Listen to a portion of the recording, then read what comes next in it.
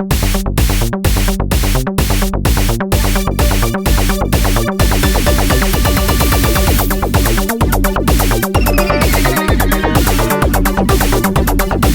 to another episode of Beyond the Beef. We not only talk about everyday problems, we talk about everyday solutions. Hello, Bob. Hello, James. How you doing, buddy? Good. Always good. Always good. Always It's good. funny you said, I got to rely on you because I had a good week.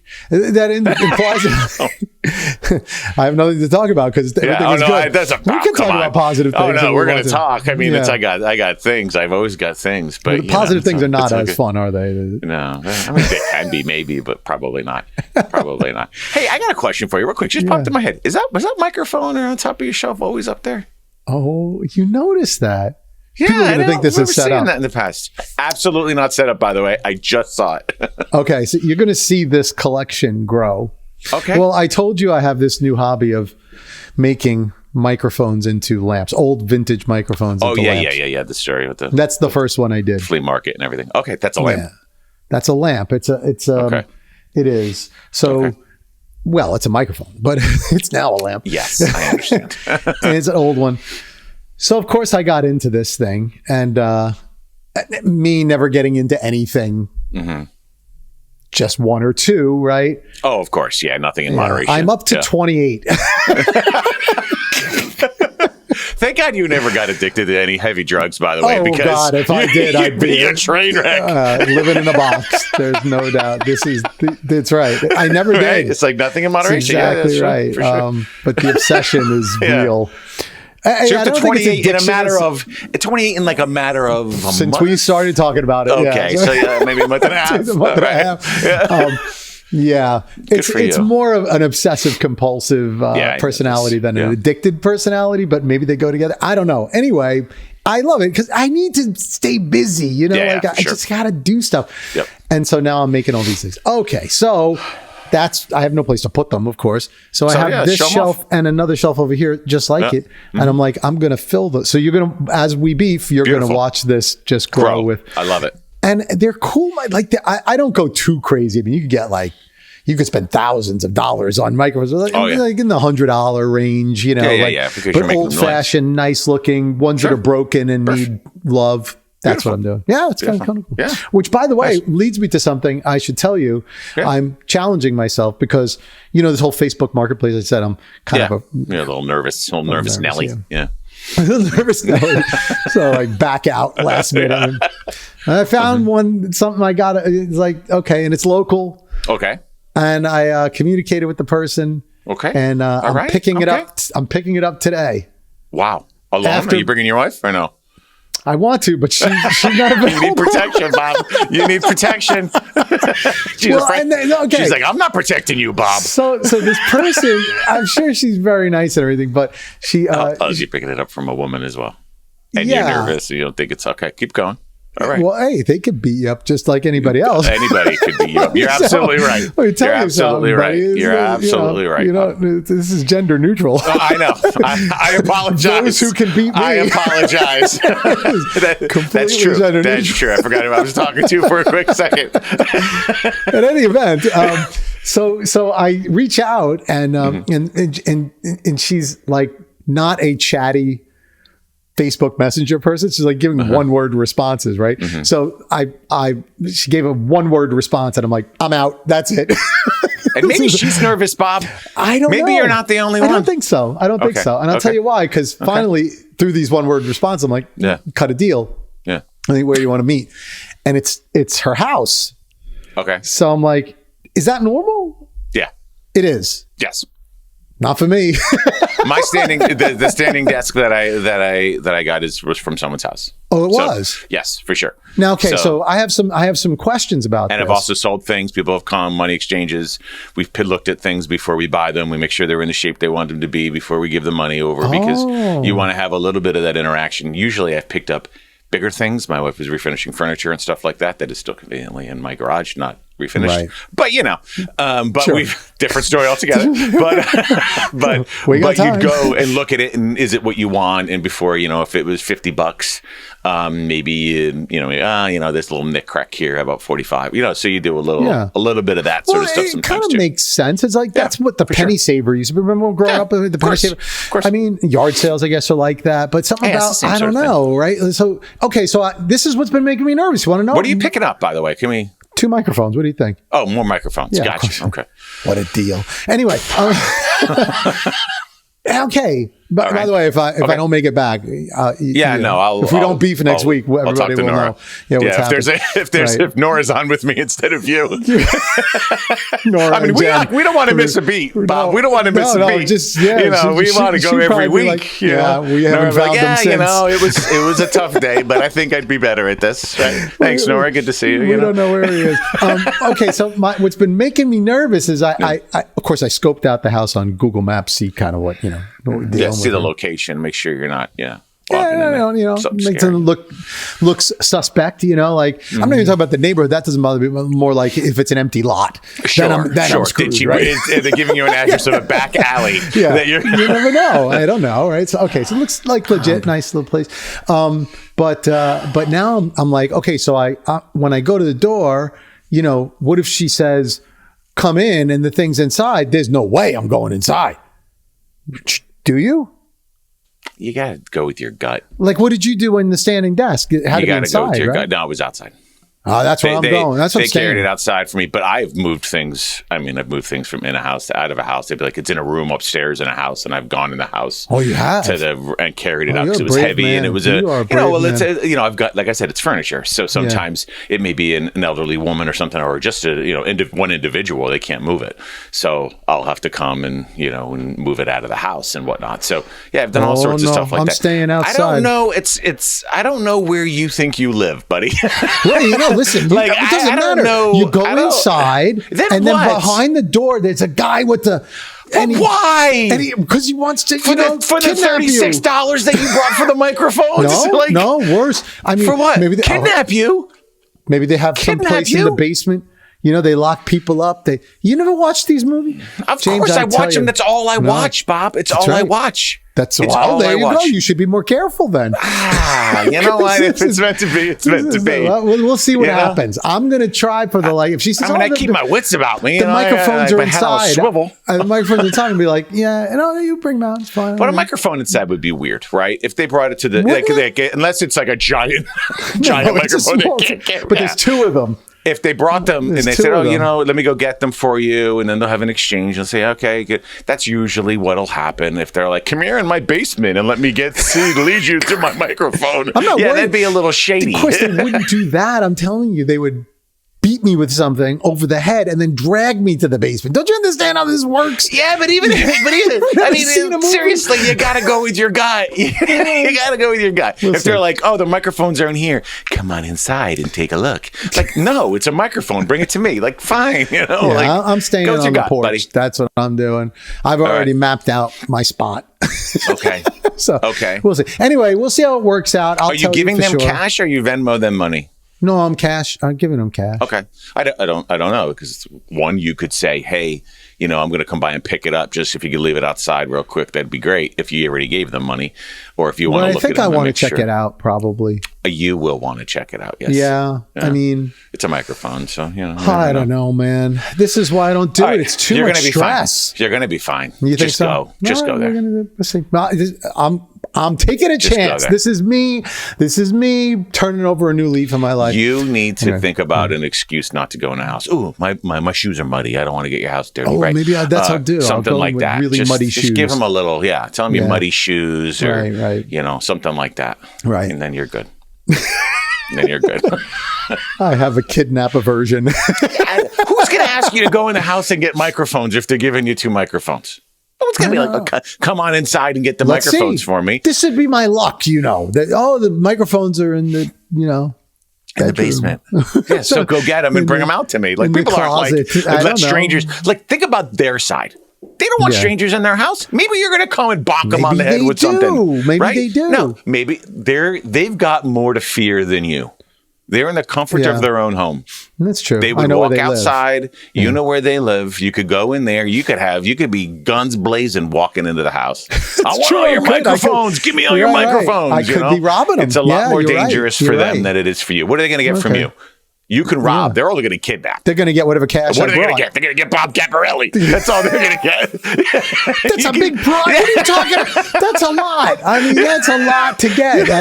This is my point. All their goods are in their house. They got more to risk. I don't know. You're good. You're good. They got more to risk. What if they kidnapped me and tried to hold me ransom, but nobody would really pay that? So you're right. Exactly they would get nothing. They're going to get nothing. But they don't know that. Anyway, we're going to see how that goes. Okay. Yeah, so this is my thing. I'm very proud of myself.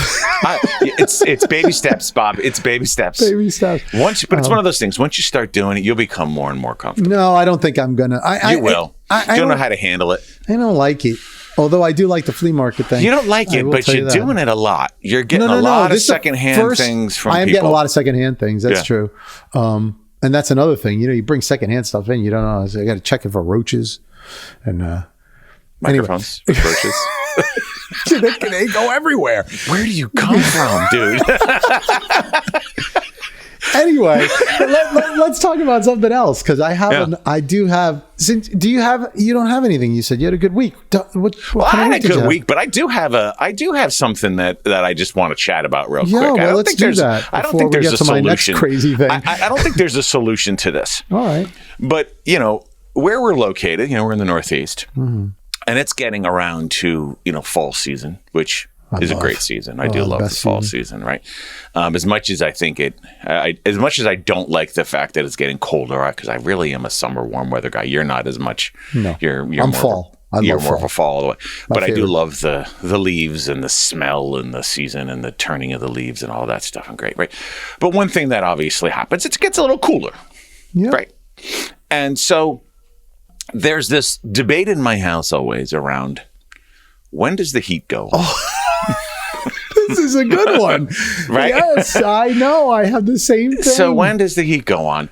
I compare myself to almost like Kramer when he's like in Seinfeld when he's going to run out of gas. He wants to see how far he can go. Like, I want to see how far I can go. Me too. Before I put the heat on, right? So I'm like, sweater up. I'm like, you're good. My kids are getting up and they're like, oh gosh, they're like frozen. I'm like, dude, throw a hat on or something when you're sleeping. You're good. It's comfy, And so, but my wife obviously is not.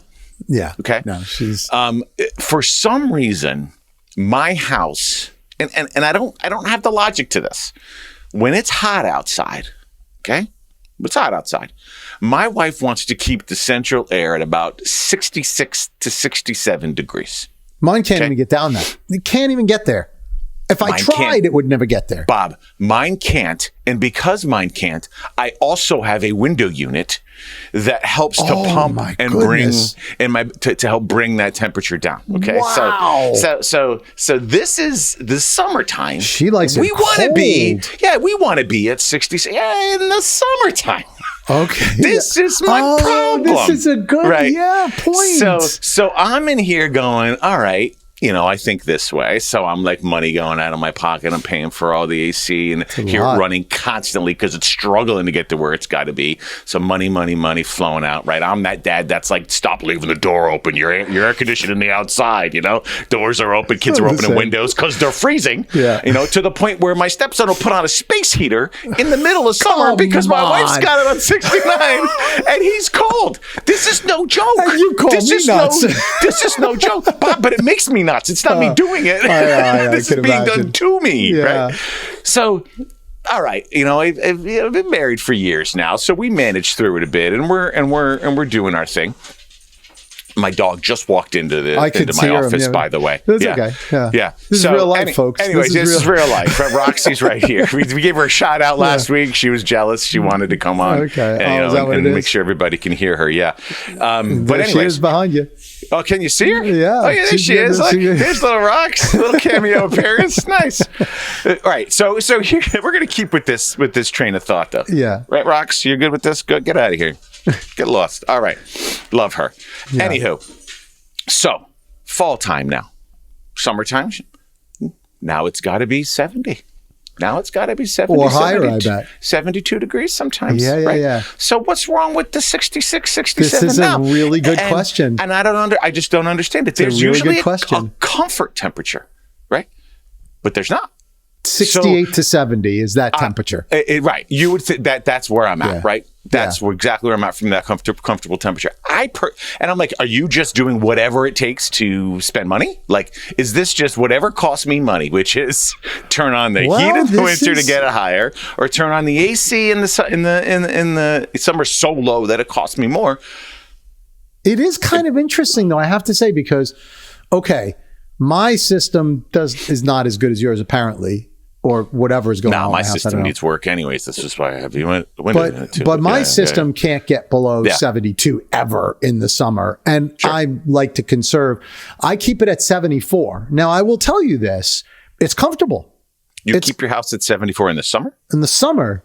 But it's comfortable. It's not like it doesn't. So, but now in the winter, I keep it at 66. Because again, I'm cheap. And it's not so comfortable. 68 is the right temperature in the winter for me. 74 to 72 feels the same to me as 68 in the winter. And I have to say, maybe there's something to this madness, because the point is, I don't know that a heated 68 is the same as a cooled 68. I really feel like it's not, because maybe it's something to do with the dryness or the humidity I don't know what it is, but I definitely understand a little bit of where she's going. Now, her temperatures are extreme. So that's crazy to me. It's extreme. But definitely I can be, let's just call it 68 in the wintertime and be pretty comfortable. And I can be 72 in the summertime and be pretty comfortable. I'm neither of those things because I'm cheap. Yeah, but let's say that would be my comfort temperature. But that's a 4-degree difference. It is. That is interesting. Why is that the case? Why is that the case? I don't know. Yeah. Maybe you're right. Maybe the temperature is a bit different when it's different outside, or the dryness of the air. Sense, right? Zero logically makes zero sense. Now there is a thing about coming outside to inside and different things like that. Or humidity, or another thing that probably has more to do with it than anything is that you think about the thermostats are really where they're located. Yeah, I mean they're picking up temperature in a very specific place, right? Yeah. And so that doesn't really reflect the average temperature of the house necessarily. So maybe that has something to do with it as well, you know? Yeah, maybe. But I will say, going back to this, when do you turn on the heat? Oh, yeah. Oh, man, I am the same way. It's a challenge. And again, mostly because it's so expensive to heat your house up here, right? Oh, my gosh. I mean, you're oil also, right? And so am I. So, I mean, it's ridiculously expensive. And so once the heat is on, but the bigger thing is for me, once the heat is on, it stays on. It's like it never goes. Yeah. It stays on. I will never go back to turning the air conditioning. I mean, it's just a flip of a switch. It's not like it's easy. It's exactly right. Yeah, it's easy to do. But no. But no, that's it. So that's my symbol, is like it's symbolic, right? Once I turn it on, once I turn the heat on, here we go. The valve is open. Yeah, here we go. I'm not doing that until I know we don't have to put the air conditioning on and everything. It makes no sense. No sense at all. But that is a mental thing. Zero sense. And it's the same thing the other way, by the way. I mean, probably even worse. I mean, it could be pretty hot in the springtime, and I'm not turning that air conditioning on until I know it's going to be on, right? I have more control over the heat than I do of the AC. If there is from that season, my wife she'll turn on the AC first, and for like that thing will get jumping early.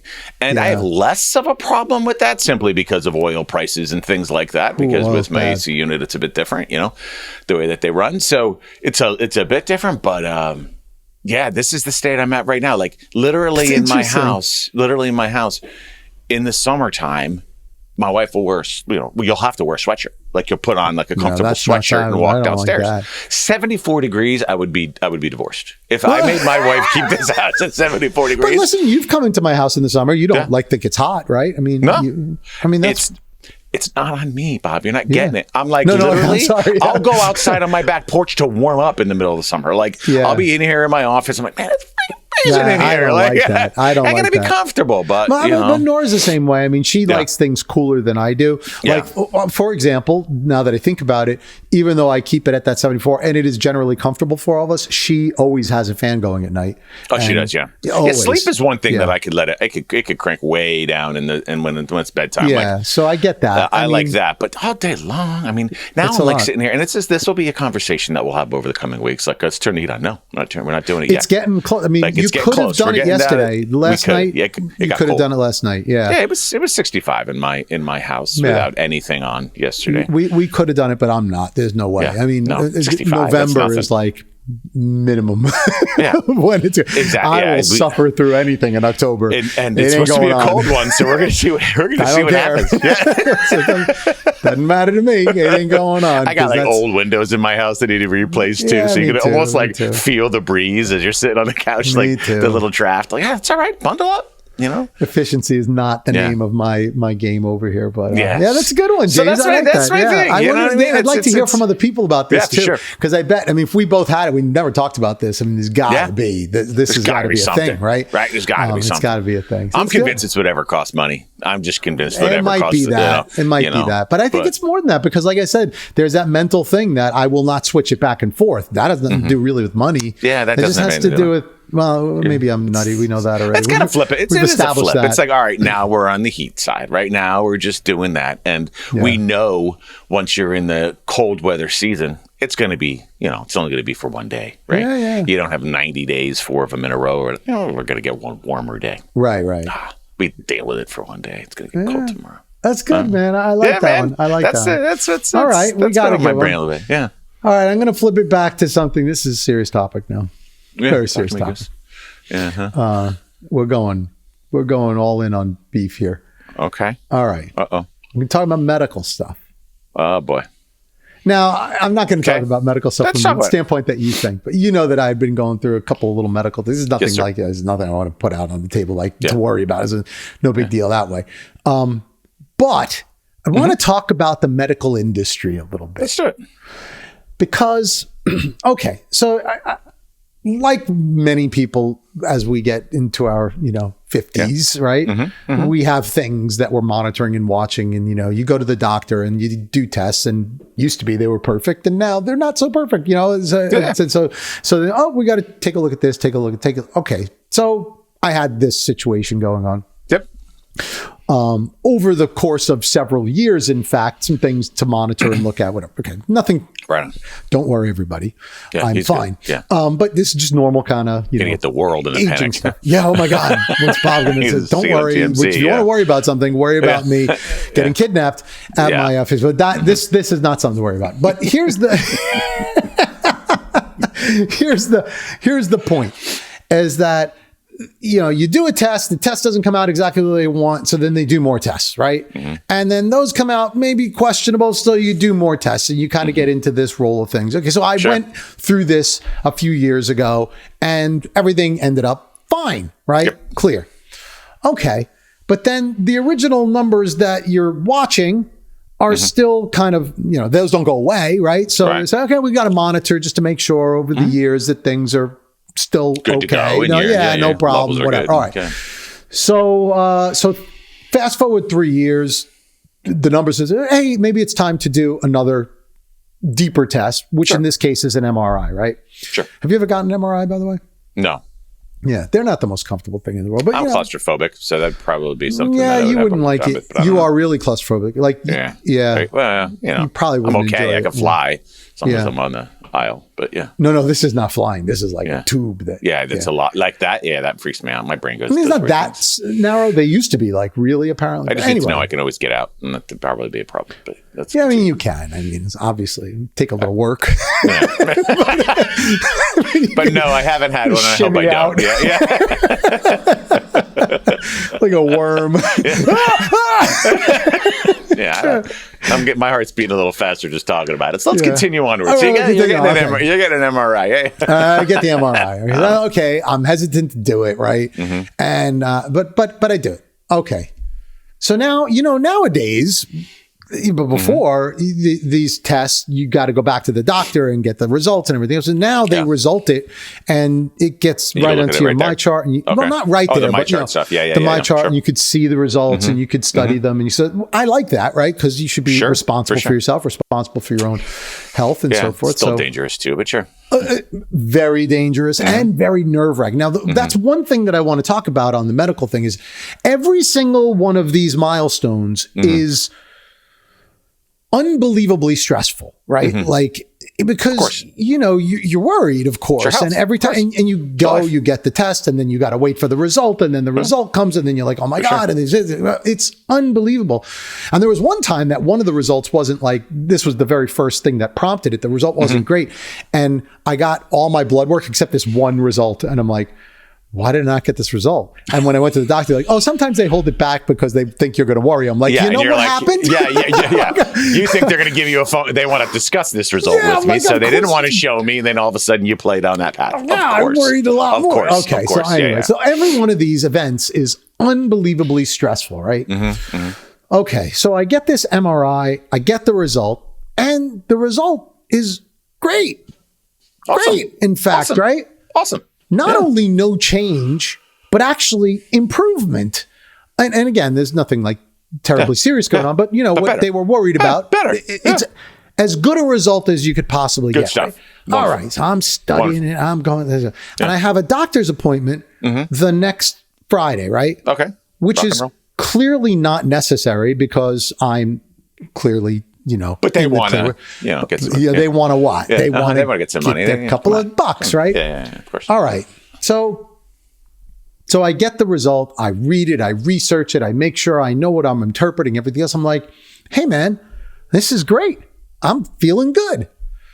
I go to the doctor's appointment. Now, mind you, the doctor's appointment, which I think cost me 200 something bucks, right? Because my insurance is terrible. Literally, he walks in the room, okay? He opens the computer, the same result that I looked at a week ago. He opens it. Yeah. All right, let's see what we got here. And he starts in front of me, starts reading it. Ah, yeah. Well, it looks like you have the, okay. All right. Yeah, you know what? Let's repeat another test in 6 months. I'm like, what? He said, what are you talking about? He goes, well, I said, it looks good, doesn't it? And he goes back, looks again. Yeah, no, it looks good and everything. But, just to be doubly sure. Doubly sure of what? I'm like, so... And he doesn't want to repeat the MRI. He wants to repeat another blood test, right? Yeah. And I'm like, what do we keep doing this for? Like, why are we doing another blood test? I had an MRI 3 years ago. I had this one. Things are better. I've had every test on the face of the planet. Everything looks good. You've studied this chart all of what, 30 seconds? Yeah. And your answer that I'm paying you $200 for is, let's do another blood test in 6 months, which is completely and utterly and obviously unnecessary. Yeah. And I said to him, man, the stress that this puts a person on? Like, this can't be good for me. I said, got a good result here. Can we at least wait a year before we look exactly. at it again? Throw me a bone here. Give me something. Right, exactly. Right? He's like, no, well, I really think that we should do. And I'm thinking to myself, I would have probably believed that answer if A, he had a reason, or B, which he didn't. He had done even the smallest amount of research or homework on my results. And he clearly did not do either of those things, right? Clearly did not. Clearly did not do either of those things. Now, he's a good guy. I'm not saying anything about him personally. What I'm talking about is the industry has gone crazy, because I know that this is the experience I have now every time I go to the doctor. And I'm coming to a question for you, right? Every time I go to a doctor, I have done more research, like by a lot, than they have done. They come in, they look at my thing for 10 seconds, and they start pitching out advice or pills or this or that. Depending on the flow you're in, man. It all depends on the flow that you are in. You are in a specific flow. Yeah. And once you're in there, they're going to continue to tell you need to do these things, because that is how they make money. That's how they make money. That is how they do it. They think It's a CYA, right? So it's there was one part of risk. Okay, now you're going down here for this risk, and you're going to go to all these appointments, and for the rest of your life, this will be something that you will have to now be managing. And therefore, they look at you as a profit center, and they will continue to have you in all of these meetings for the rest of all of these appointments for the rest of your life. Yeah. And manage those things. I got no idea where those measurements are of mine. Well, okay, so yeah, right. Oh, and so you're going to love this one. I got to say one more piece on this thing. Yeah. More of a discussion on it, right? But yeah. So then I said, well, I'm getting nervous. He goes, oh, there's nothing to be nervous about. He goes, I see bad things all day. You are not one of those things. There's nothing to worry about. I just want to be doubly sure. He goes, in fact, he goes, I'm going to recommend your blood test at another lab. He goes, those results are usually better. I'm like, what?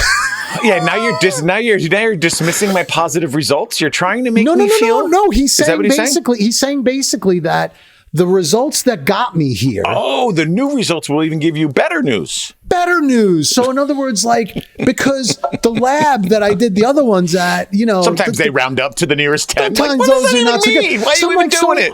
All of this stuff you put me to for 3 years. Now you're telling me that lab, well, maybe the results aren't sometimes really real. Sometimes they're a little higher. Yeah, so we're going to send you to another lab. You're going to like that a lot. But what are we talking about? You're not buying a shirt. Yeah, sometimes the large is a little bit more like a medium, You should chop over here. It fits a little better. Yeah, this one fits a little better. Yeah, it's more to your size. Here, like, are you out of your mind? Honestly, out of your mind. I'm like, what I'm supposed to? And so, no clue. And I'm paying not tens of dollars, not hundreds of dollars, thousands of dollars for these tests and this and that to be told this at the end of it. And I'm like, again, I very clearly not being personally as this guy. This is the way the industry is. This is an industry. It's an industry. No it's a capitalist industry, right? This is, and I got to remember that. But should that really be mixed in with our health? Because we're at our most vulnerable time, right? We're talking about what we think is life and death, which probably isn't. And they can basically say whatever they want to say, and we're going to just keep shelling out money. And to me, something is very wrong with this whole thing. Yeah. Yes, something is very wrong. I don't know if you had a question for me, because I could talk forever on this and I want to hand it over to you to see. Okay. Because you are the one that tells me when I'm nuts and when I'm not, and I want to know what you think. You're not nuts. Thank you. And this has become more obvious to me over the last. Well, not on this topic. Oh, okay, good. No, in general, you're certifiable. I think weve established that pretty clearly. We had something there. This one's got some legitimacy to it, though. We'll go with that. All right, go ahead. That's funny. I was close. What I'll say is this: years and years ago, probably 10 plus years, I didn't even think like this. Right? Yeah. I just trusted. Right? I let the trust be. That's the professional. They're going to tell me what they know. They know more than me, and we'll go from there, right? And that is, I think, how many people still sort of live. Yeah, most probably. Yeah, I'd go with most. I think more people might be questioning things now because of certain events that have taken place. I think people have questioned a little bit more around how we're doing certain things in the medical industry and health. And I don't just mean COVID stuff, but I also mean like the whole problems and all the things that have been seen with, oxy and painkillers and the pharmaceutical industry and the drugs that they've got us addicted to as a society. That's become a little bit more out there for people to see. So to question medical, I think it's happening a little bit more, but I still believe that we go through this piece, we go through this flow, as I called it to you. Like once you're in this sort of path, their job is just to get more money and to give, to give you more time to spend, to think that you're being catered to more, to say they're looking out for you when they're really not. And I'll give you some examples that I've sort of been through, not personally, but actually my wife. Mm-hmm. And I'm not sure if I've ever talked about this with you, but some years ago, my wife wears glasses. By the way, don't just share it with me. You're not just talking to me, don't forget. Yeah. No, I mean, on this show, by the way. I'm not sure if I've talked about this on Beef. We get my wife disclaim her signature. Of course, yeah. No, we're good. But my wife wears glasses, right? Yeah. And she went to her eye doctor, and they looked at her eyes, and at one point they said that she had an aneurysm behind her eye, right? Mm. And so it was a big thing, like, we see something big, boom. Red lights. everybody's nervous about it. Yeah, aneurysm behind your eye. Like, what's going on? All right, well, I need to refer you to this doctor. Okay, this is the start of the process. They found something, and the process now started. Now it starts. I'm gonna go. Long story short, not to get into a whole new thing here, but I will tell you that my wife had seen the eye doctor. She then went to the neurologist because it was, there. And then they said that there was something potentially with her heart and her blood pressure. So then she had to go to cardiologist. By the way, neurologists and cardiologists are not cheap. Oh, nor are they easy to see. No. Okay. Yeah, these urgent things, and you got to wait 6 months. By exactly. the way, we're really worried about it, but we don't have an appointment for 6 weeks, and then you got that's right. I don't really see anything wrong, this and that. Okay, no problem here, no problem there. In the end, she went to, I think it was one other doctor, and I forget the type of doctor. Maybe it was the neurologist in the end that turned around and said, "Hey, have you ever kind of been in a car accident or anything?" And then my wife had a bad car accident in the past. Like, yeah, I had a bad car. Oh, sometimes these things happen. Really nothing to worry about. Well, too late now, because I just spent the last 5 to 6 months thinking there's an aneurysm behind my wife's eye that could blow her head apart at any given time. And if you thought the blood pressure was the cause, you have just made my blood pressure and everyone in my family's blood pressure go through the roof. Exactly. So, by the way, she was then prescribed various medicines to start taking, right?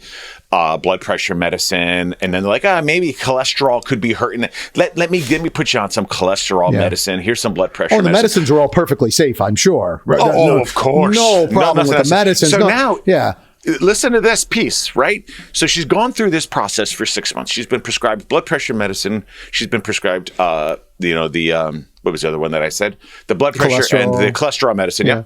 And they're freaking us out. Seen 4 or 5 different doctors at the time. She goes back to get her eyes checked again. They're like, that wasn't an aneurysm. What do you know? There you go. It's gone. Gone. Every single doctor said it'll never go away. They don't just go away. They don't just go away. Like, it'll always be there. We just got to manage it. We've just got to manage it. She goes back 6-7 months later for her regular eye routine, exam or whatever, and they say it's gone. Right. We have now. So are you refunding me? No. Sorry, but are you refunding me money? Are you giving me anything back? Now you made me now you got to beat. Now you got to. This is worse. Sorry, I get a little animated. Yeah. Like, this is crazy. You're not giving me money back from my neurologist. You're not giving me money back from my cardiologist. You're not giving me anything. Or giving me my life back that you just took away. Stress and exactly. You can't imagine. I mean, the amount of stress and anxiety that you don't sleep. You're worried about it. You can't imagine. You're going through the same thing. And of course, it's ridiculous. And I'm sure many people have. I don't think we are. There's no chance that it's you and me talking about this, God, and crazy. Nobody else has gone through this. And then what happens is what is the general, end result for them? Either drugs or more tests, or drugs or more tests, or drugs or more tests. And are we getting any healthier? Speaking of the eye doctor, reminds me of another story. So when my daughter was about 15, her eyes we have not so great eyes in our family, and so her vision started to go a little bit. Sure. Clearly not in a better, just like. Although you're always walking out with glasses. Small amount of vision change. No, this is worse. So we take her to an eye doctor, right? And I thought, well, you could take her to like Warby Parker, Cohen's or whatever. But, so we'll go to an optometrist's office. I don't know why, because that's where they're trying to make all the money, right? So we take it to the place, and they start saying, okay, we want to do this test, do the picture of the retinal picture of the eye, this, that, and the other. And I'm like, no. And they said, well, we need to do that. I said, you don't need to do that. She's 15 years old. We just need you to check her eyes, right? And see a little machine, flick it around a little bit. So this is the I don't know, the nurse or whoever, whatever, the assistant technician. I'm not sure what they call. And so then the eye doctor comes out because they see, well, we got a difficult one, right? Mm-hmm. The eye doctor comes and says, "We got a difficult one." Yeah, they're not giving us giving up the money as quick as we want them to. The big guns. Right. Yeah. So let's bring in the muscle. So the eye doctor comes out. And she said, I just want. So I understand you have some problems with the pictures of the eye. Yeah, I have problems with it because they're not necessary. She's 15 years old. She goes, well, I understand what you're saying, but my job is to make sure that her eyes are completely healthy. I said, no, your job is to make sure that she can. My job is to make sure she's completely healthy, and your tests have a risk of making her less healthy. So I don't want to do it. I just want you to check her eyes from a standpoint of vision. You could look in with the light, whatever, but I don't want to do retinal pictures and this because I know they're unnecessary.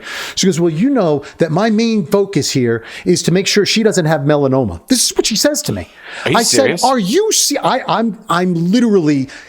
I can't tell you what. I'm like, you have got to be kidding me. That is what you think your main focus is. That's what you think your job is, to make sure that my 15-year-old doesn't have one of the rarest forms of eye cancer that you almost never get. You think that's your main goal here. Or maybe your main goal is just to check her eyes. Check her vision and see if she needs glasses. If you see anything that's suspicious, then maybe you would go. But I know what's going on, right? These retinal pictures, they're hugely high margins. They're making tons of money off of it. And so they play on the fear of, well, if you don't get this, we may miss melanoma. Yeah, you know what? I'm going to take my chances, okay?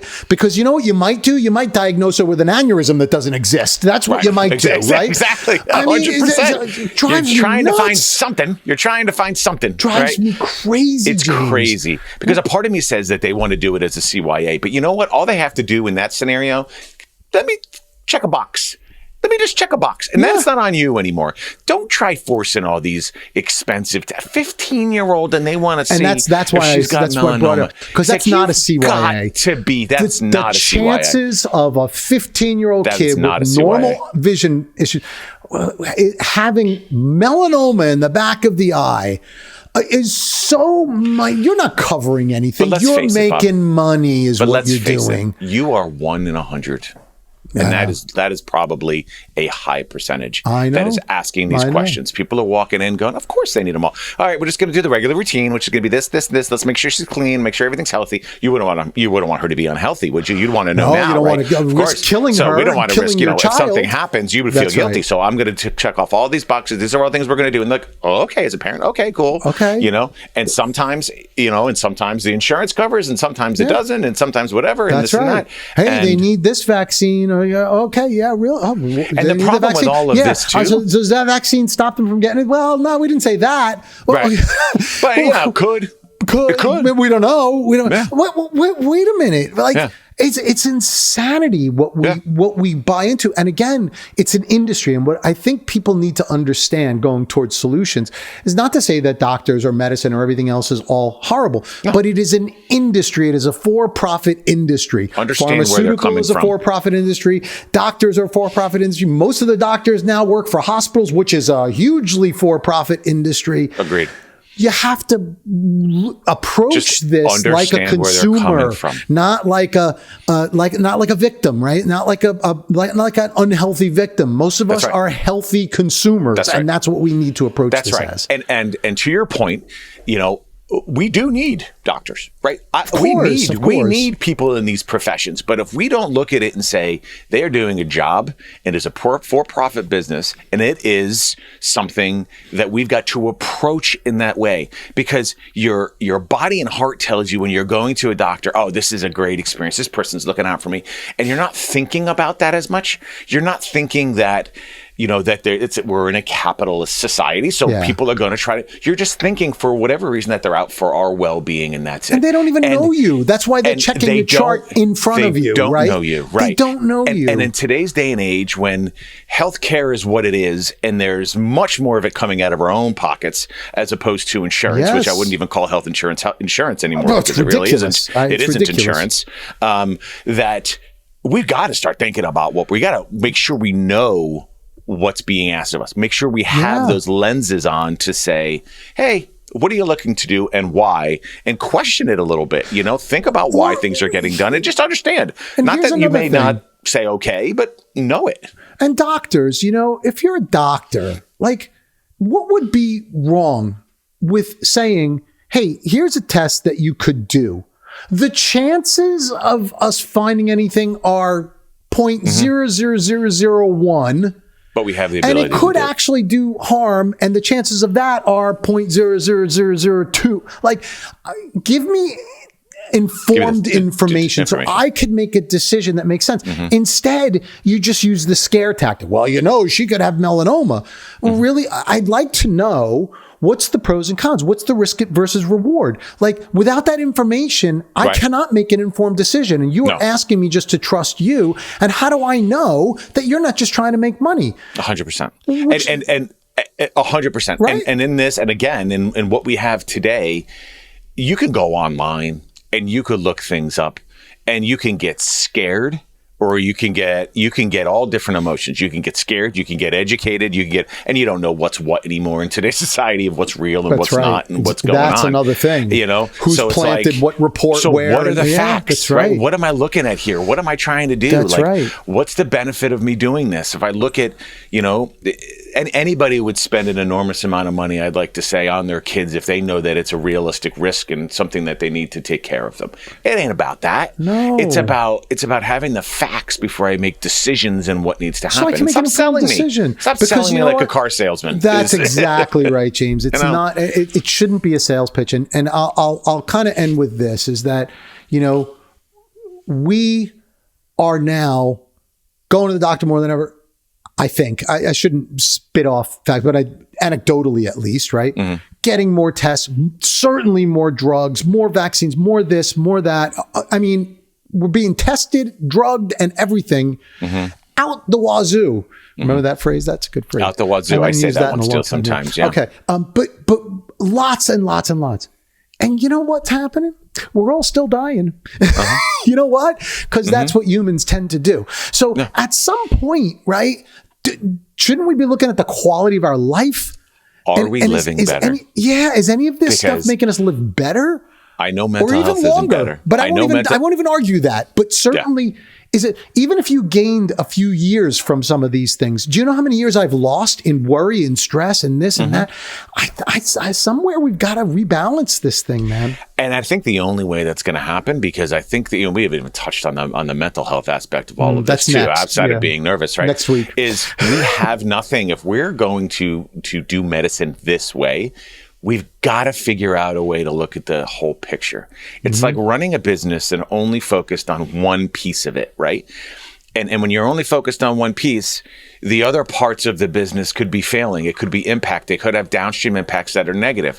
And we as a human, we're fixing one thing and we're breaking another thing at the same time, right? We're fixing something temporarily and we're doing, so there's no holistic medicine to look at us and help us or any of those things too. Or so we're just breaking another piece. This one little thing that we can get some early indication on, and the gazillions of other things that could be going wrong in your body. It's like, well, those we just can't see.